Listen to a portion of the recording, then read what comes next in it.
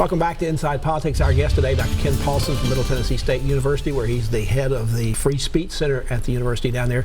Ken, what is the Free Speech Center, and is it in some ways kind of taking what the First Amendment Center has done and carry on that mantle to go forward with what needs to be done to educate the public about this amendment? Well, exactly right. For those who are not familiar with it, the First Amendment Center was based in Nashville and Washington, D.C., founded by John Siegenthaler in 17. He would love that old. He would love that. He would. In 1991, which was the 200th anniversary of the 1791 birth of the First Amendment. So its mission was really to raise awareness about the First Amendment, do research, provide news organizations with the information they need to fight the good fight. And what happened over time is that center here in Nashville migrated to Washington, D.C. I still was here and working with them until last year, but I wanted to continue my work, and I wanted to do it at Middle Tennessee State University, where I've been the Dean of the College of Media and Entertainment.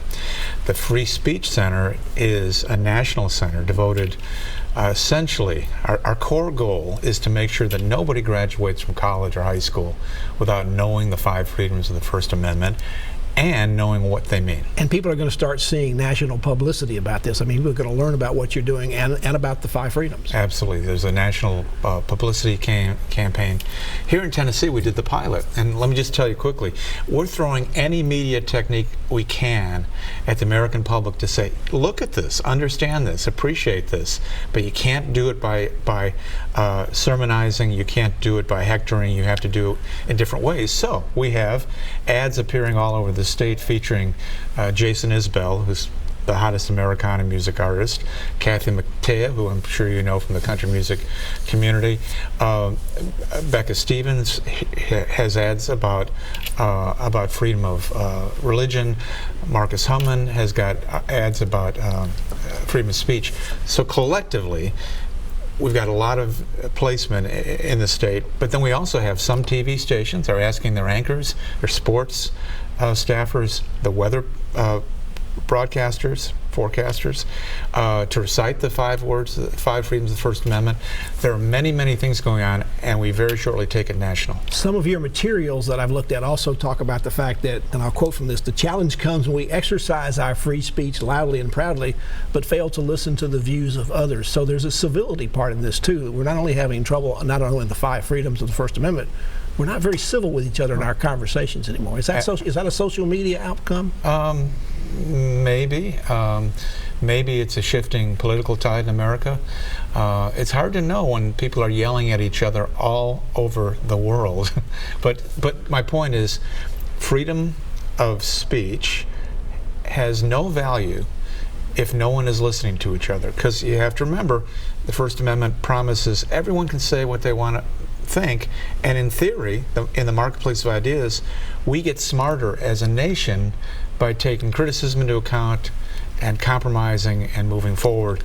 We lose that power as a nation if people stop listening. There's nothing new about the idea of fake news, but it's become an epithet, and it's become something that people use because it's not because it's wrong, but it's because they don't like it. So in the area of civility, how do you deal with that? Because fake obviously news? There's a lot of fake news that is out there, but there's a lot that's being labeled that way that's not fake at all. Well, you know from your career, there's almost no fake news, not fabricated news, not phony news. The organizations we work for, and I spent years in the news business, including editor of USA Today, we'd be sued out of existence if you made up stories. They're not fake news. They're stories that are not flattering to whoever is calling it fake news. But everybody lives in their own little bubble today, and with smartphones on their hip, they can be their own editor, they can be their own reporter, and they can be part of getting it out there, and people will like it, retweet it, whatever they want to do. It exacerbates it, but it's not just about social media when you have major networks dedicated to the left and right agenda. Well, but that's not completely new. We can go back in the 18th century, and there were newspapers that were founded to elect people president and certain points of view, and they printed things in their paper that weren't true about the other side. Yeah, so we survived that. How do we survive this? Well, first of all, and your point is, yeah, it goes back to 1791. In fact, as I talk to people about media bias, when you look at the history of media, in the 1950s, they were all biased and declared it proudly. I grew up in Chicago. Sun-Times declared itself to be a Democratic paper. The Tribune was a Republican newspaper. That was it. It's only in the last 40 years that papers have strived to be neutral. So actually there are more ethics about the ethics today in American media, believe it or not, are stricter than they have ever been before. Anyway, we survived it in part because we had so many voices. You're also talking 7 newspapers in a city. Is journalism going to survive? That's the next question. I mean, you talked about these groups, the national groups that were supporting the museum, all when had tough times. Is journalism as we know it going to survive? Is it even going to survive online? Is there a business model to keep that going? The news is going to survive. So some form of journalism has to survive. Unfortunately, I'm discouraged by what I see. I worked as a newspaper reporter and editor from the late 70s through the aughts. I find it to be an incredibly noble and important profession.